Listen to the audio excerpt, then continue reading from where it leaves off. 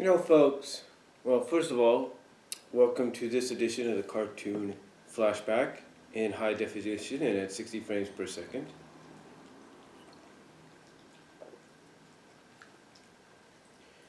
And I thought I'd talk about something. I'd talk about something here. Now, by the time you watch this, you'll probably already see that I did an episode. Well, I did a video basically talking about the whole Daphne Shaggy shipping deal, and why a lot of fans, no matter what medium or what movie or show that the Scooby Gang appear in, that they always take any opportunity or any scene or moment that involves Shaggy and Daphne.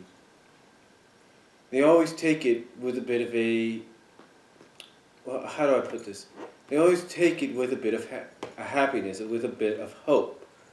The reason being is because they believe, and somewhat like I do, that Warner Brothers should at least attempt at doing a show, if not a movie, that's kind of more focused on Daphne, Shaggy, and Scooby. Not saying Monster Moon Madness wasn't in that category, according to some, but excuse me. But more along the lines of the fact that they want something that's very similar, but up to date, and more modernized, but very similar to what we had between 1983 and 1987.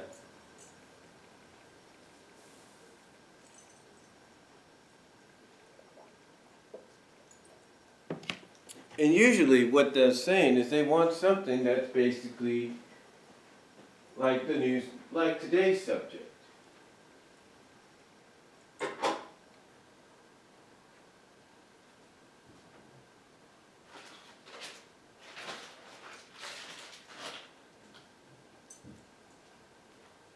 Well, basically like today's subject, as you can see down below, it is the Scooby-Doo, the new Scooby-Doo mysteries.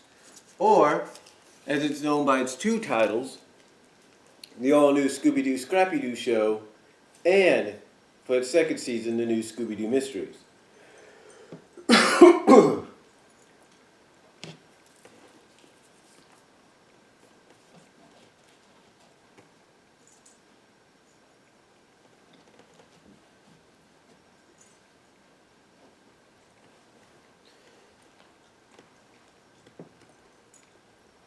So, anyway, you're probably, for any of you that might be new, and you don't know about what the all-new Scooby-Doo Scrappy-Doo show is, aka the new Scooby-Doo Mysteries, well, give you a bit of a history lesson.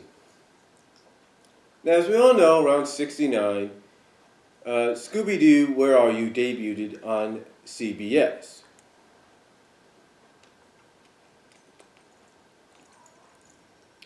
And for a while, it stayed on CBS, even including its follow-up show, the new Scooby-Doo movies.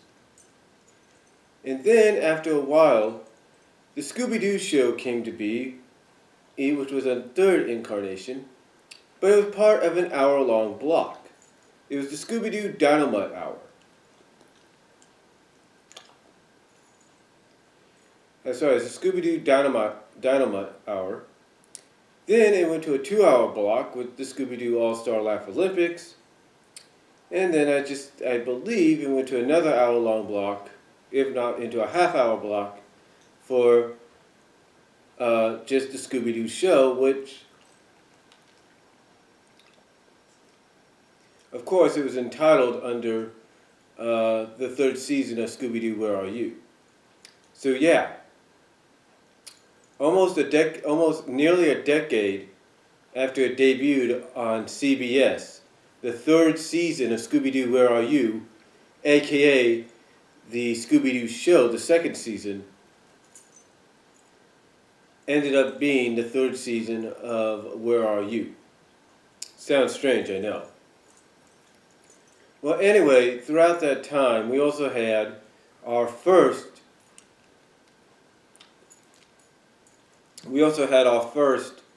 made-for-television movie, which was a musical, if you will, called Scooby-Doo Goes to Hollywood.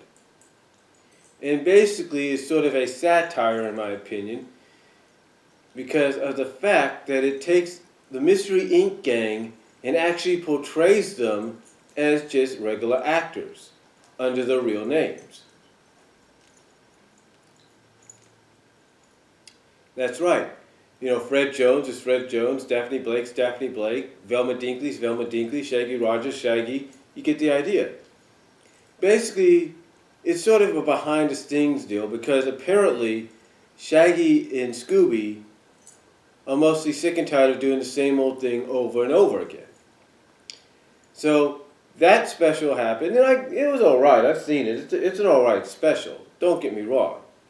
It's just basically overall it's a special that in the end has that message of to appreciate what you have and not try to be something that you're not. Well, it was around the same time too in 1979 that Hanna-Barbera also decided to introduce a new character into the lineup. Now, introducing a new character into the Scooby-Doo franchise was nothing new at the time. During the Scooby-Doo show run, basically throughout all its incarnations, from the Dynamite Hour, Laugh Olympics, and then on its own, another character was introduced in Scooby's cousin, Scooby-Doo. Now, this character was, I will admit, kind of an annoyance at times, but unlike what unlike the long-haired creepy guy said, he was annoying, but not so annoying to the point that you wish they would just erase any episode of him in existence. Because quite honestly, he was annoying. He would sometimes bungle things up that would put Mystery Inc. in even more trouble than they should be. And sometimes inadvertently kind of help them out when he didn't have to, when he had no idea that he did. And I think probably the most annoying thing out of Scooby-Doo, if anybody was to agree with this, is every time someone says it's basically when any time somebody out of the Mystery Inc. gang talks about finding clues, he brings out a magnifying glass out of nowhere and goes, "Clues? Dum dum dum dum." Like basically he's trying to be that detective that he wants to be. And not saying that his goals to be a great detective ain't good. And not saying the character didn't have a good heart, but the thing is,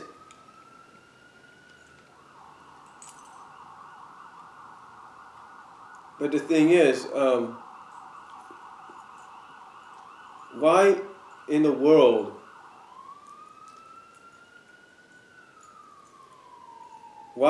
would you have a character like this on the show if pretty much all you're going to have him be is more incompetent and basically the comic relief of the show? I mean, what, Shaggy and Scooby not good enough?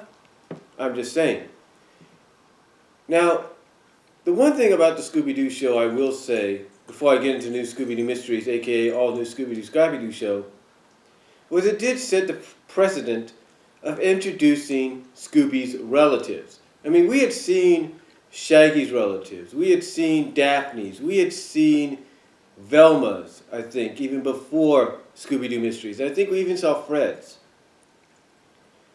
But we never saw any relation to Scooby until the Scooby-Doo show, which Scooby-Doo, as well as later on, I think in the second season, was his cousin Scooby-Dee.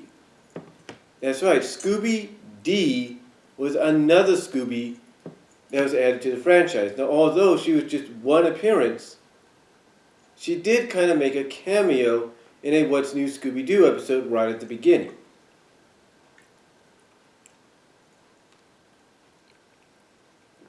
Kind of the writers acknowledging that they knew about her existence. And a lot of fans still know about her existence and wish, in a sense, that she had been brought back in some capacity. Anyway, that's what the Scooby-Doo show did. It introduced us, it basically began the precedent of introducing us to Scooby's relatives, from Scooby-Doo to Scooby-Dee. And quite honestly, I think if anybody was to choose of what Scooby they could have kept on as part of the Mystery Inc. gang to be along with Scooby, I think they would have chose D over Dumb. And again, not saying Dumb's character didn't have a good heart. The character had good intentions. There were just some parts of him that became very annoying with fans. But then, in 1979, though, as I was mentioning, there was one character that came on board that, well, as time went on, would definitely get some hatred towards him, but not as much maybe as Dumb did. But then again, some might argue that he probably got more hatred than Dumb.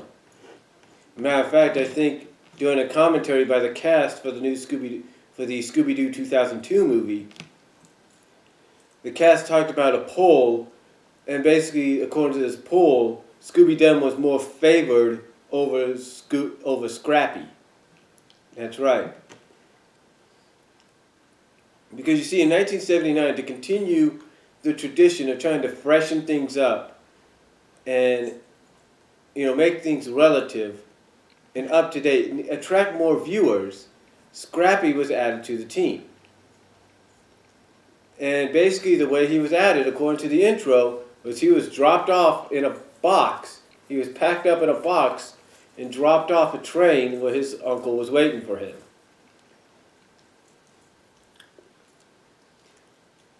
Now, the first season of the Scooby-Doo Scrappy-Doo show was basically a typical Scooby-Doo Where Are You format. It had Mystery Inc. It had them solving the unmasking of villains and stuff like that. But just like Scooby-Doo at times would have his annoyance of when someone would mention clues and he'd go, "Clues? Dum dum dum dum." The one thing that made Scrappy annoying to fans, and even to this day,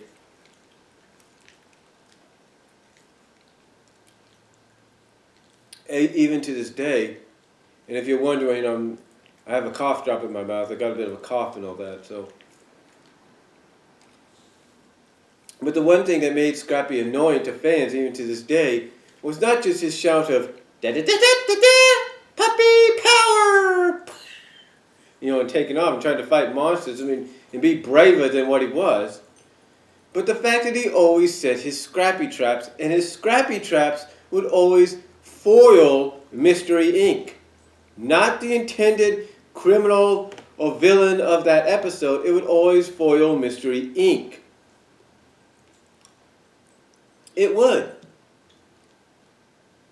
And this is what annoyed fans. The fact that you were using this little new character that in somewhat way you were putting more focus on at times, even though the first season he was introduced in was more of a Scooby-Doo Where Are You format with Mystery Incorporated. The fact that you would put the focus on him and basically because of him and through him make Mystery Inc. look like idiots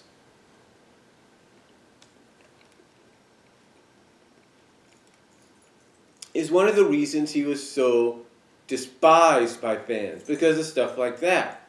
He would always rush into danger without hearing about what plan they were going to do.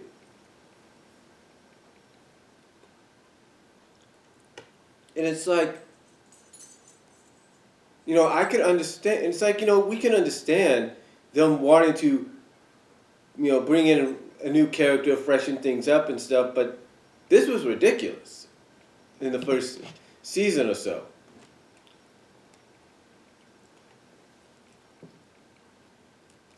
In the first season or so, it was ridiculous. Until about 1980-81, this format continued on. And then as 1981 up to 1983 came around, well basically around 80 to about 83 came around, the annoyance kind of was still the same, but it died down.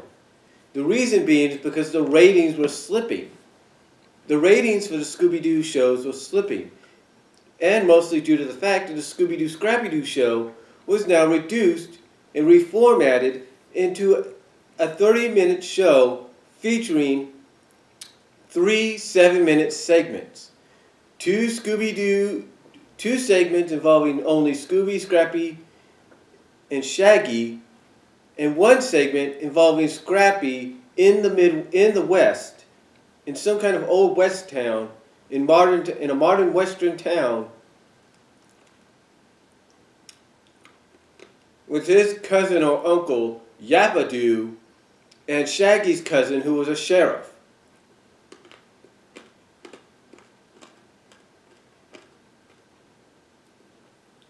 And it makes you wonder why you didn't see no crossover there. Because Scrappy was the freaking star, even though the cartoons were entitled a Yappa-Doo cartoon. It's like, what was the point? Huh? Now, I understand that the reason for probably going in this direction was to lighten things up and everything. Kind of going that Looney Tune-like style to see how it would work. But obviously, it didn't work. Yes, it introduced us to more family. It introduced us to Scrappy's mother. It introduced us to Yappa-Doo. But what was the point? All these were 7-minute filler cartoons that made no sense. And I do believe that between that time, they did kind of bring back the Where Are You format in reruns of the past cartoons. I believe they did that. But the reason they did this with Scooby-Doo at the time was was Ruby Spears, which was also behind helping bring Scooby-Doo, the Scooby-Doo Scrappy-Doo show on to Saturday mornings along with Warner Brothers.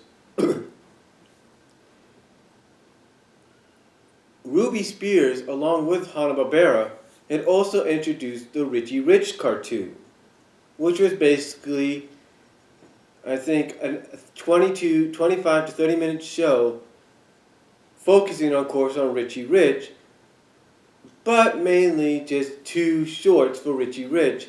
And then the next hour you would have 7-minute shorts involving Scooby, Yappa, and all of them. And it's like, this was the reason? It's like you couldn't just keep the whole Scooby-Doo, Scrappy-Doo format of season 1? But that's essentially what they did.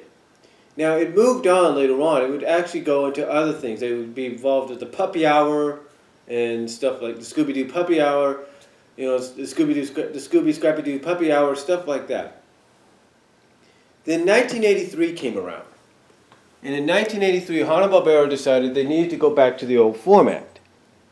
And that old format was, of course, the Where Are You format, but mixed in with a bit of the format they had gotten previously in the years before the all-new Scooby-Doo Scrappy-Doo show. The reason being is because they realized they needed something that was going to re-peak interest in the show, as well as kind of boost the ratings, which were on a decline.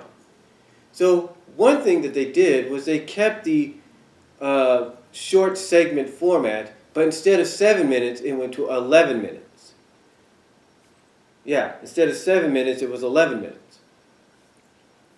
So by keeping this format, by keeping that format, but increasing the time limit by 4 minutes, it kind of piqued interest a little bit because now you had more time to tell a story, even if it was an 11-minute short.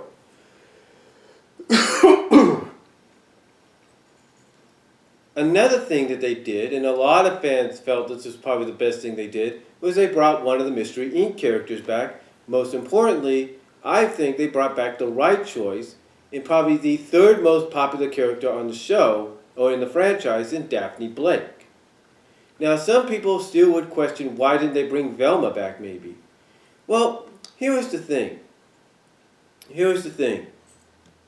Velma would have been a good choice, but I think Hanna-Barbera and the creative staff noticed that out of all the characters that were popular on the show, that Daphne was probably the most popular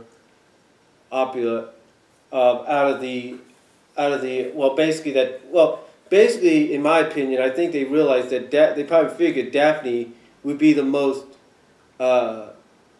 attractive one and probably the most noticeable one that they could get, and that fans would actually pay attention to.